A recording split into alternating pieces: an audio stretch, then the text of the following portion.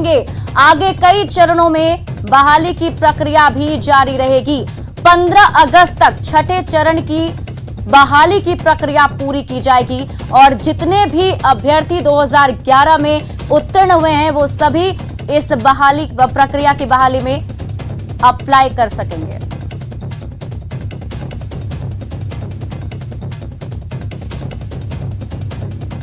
और न्यूज 18 से खास बातचीत में शिक्षा मंत्री ने ऐलान किया है, आपको वो भी दिखाते हैं।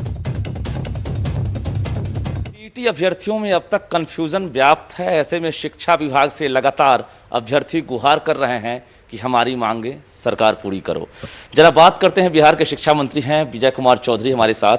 सर, रिजल्ट जब से जारी हुआ है ये हंगामा खत्म नहीं हो रहा है। स्टूडेंट लगातार न्यूज़ 18 से गुहार कर रहे हैं, सरकार से गुहार कर रहे हैं कि उन्हें इंसाफ दीजिए। आखिर क्या लग रहा है, कहीं पर कोई गड़बड़ी तो नहीं हुई? आप देख रहे होंगे कि जो भी मांगे आती हैं या जो भी बात उठाई जाती है उस पर सरकार पहले से ही सजग रहती है और जब निर्णय ले लिया जाता है तब कुछ लोग उस मांग को उठाने लगते हैं। जैसे याद होगा कि वो not in merit list, qualified, ये सब वाली बात जो की जा रही थी, जब हमने आप ही के चैनल के माध्यम से या दूसरे तरह से मीडिया के माध्यम से लोगों को बता दिया कि ये पात्रता परीक्षा है और पात्रता परीक्षा के मेरिट लिस्ट से नियुक्तियां नहीं होती हैं।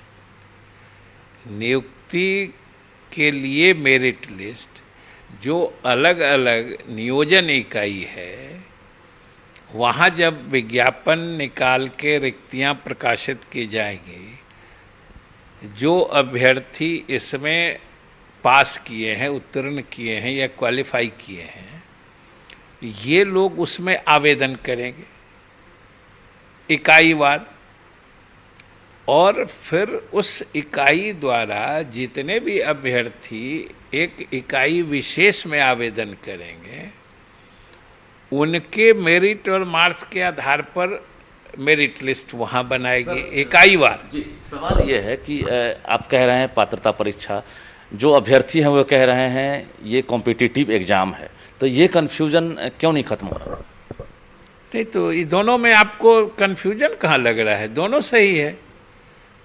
कंपटीशन से ही पात्रता परीक्षा दी जाती है। नियुक्ति और नियोजन, नियुक्ति नियोजन और दोनों में फर्क ये समझना चाहिए कि नियुक्ति के लिए जो भी परीक्षाएं ली जाती हैं उसमें सीधे मेरिट लिस्ट के आधार पर ऊपर से जो जितनी नियुक्ति है उतने लोग ले लिए जाते हैं, शेष छूट जाते हैं। पात्रता परीक्षा जब होती है तो इसमें क्वालिफाइंग मार्क्स होता है, मतलब एक कट ऑफ मार्क्स है, उससे अधिक जिनको आया सब क्वालिफाई कर गए।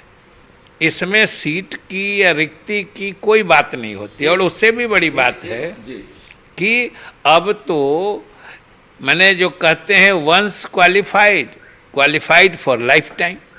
जो आदमी एक बार पात्र बन गए शिक्षक बनने के या रिक्तियों के विरुद्ध आवेदन देने का हक या पात्रता उनमें आ गई, तो वो जब तक वो उम्र सीमा तक, मतलब उनकी उम्र सीमा बची है, तब तक वो आवेदन कर सकते हैं। और सवाल, जो महिला अभ्यर्थी हैं, खासकर जो जनरल कोटि की महिलाएं हैं, वो 2011 में बता रही हैं कि उन्हें 45% में पास कर दिया गया था, लेकिन इस बार 2019 में जो आरक्षित कोटि की महिलाएं हैं सिर्फ उन्हें लाभ मिला है, बाकी महिलाएं जो हैं उन्हें वंचित कर दिया गया। उनसे 50% अंक की उम्मीद की जा रही है। वैसी अभी हमको कोई विधिवत सूचना नहीं मिली है और हमें जो जानकारी है उस हिसाब से पिछली दफ़ा जिस प्रकार हुआ था उसी प्रकार इस बार भी हुआ है।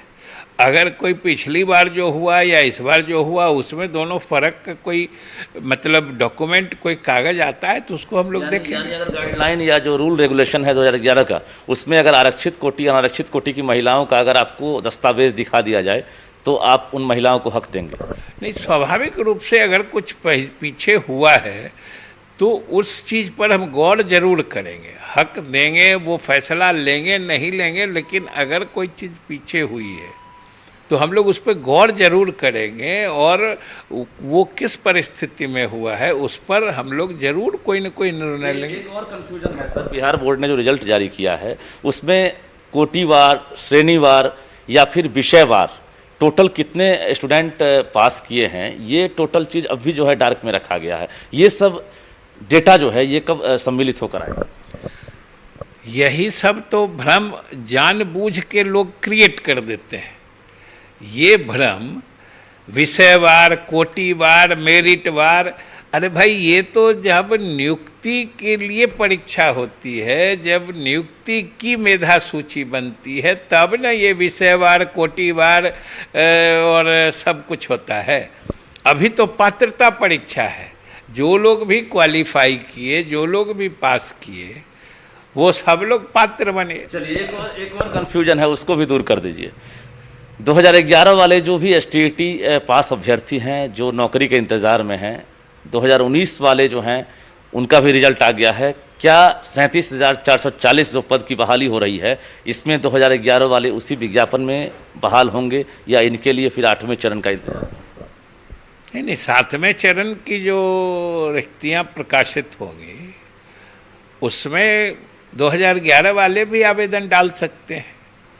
और आप जो कह रहे हैं कि वो 2011 वाले नियुक्ति के इंतज़ार में हैं, आपको तो पता होना चाहिए कि वो इंतज़ार अब छोड़ चुके थे, वो निराश हो चुके थे। और ये हम लोगों की सरकार ने फैसला लेकर उनको फिर से मौका देने की व्यवस्था की है।